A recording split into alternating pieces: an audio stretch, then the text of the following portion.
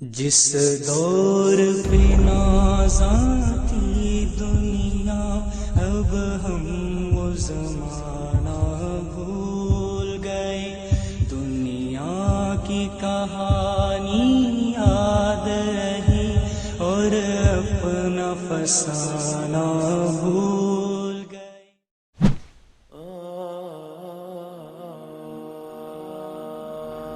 اللہ تعالیٰ نے قلم کو پیدا کیا۔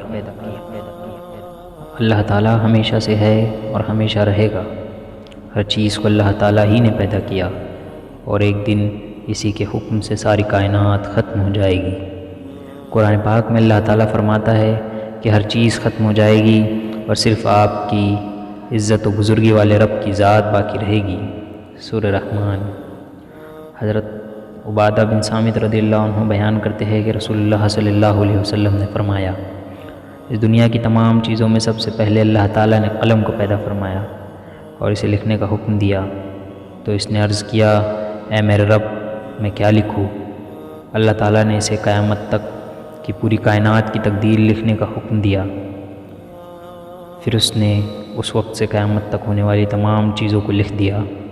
ایک دوسری حدیث میں رسول اللہ صلی اللہ علیہ وسلم نے فرمایا، اللہ تعالیٰ نے مخلوق کی تقدیر کو زمین و آسمان کی پیدائش سے 50,000 سال پہلے لکھا ہے۔ اس وقت سے قیامت تک دنیا میں جو کچھ ہوتا ہے یا ہوگا، قلم ان چیزوں کو بحکم خداوندی پہلے ہی لکھ چکا ہے۔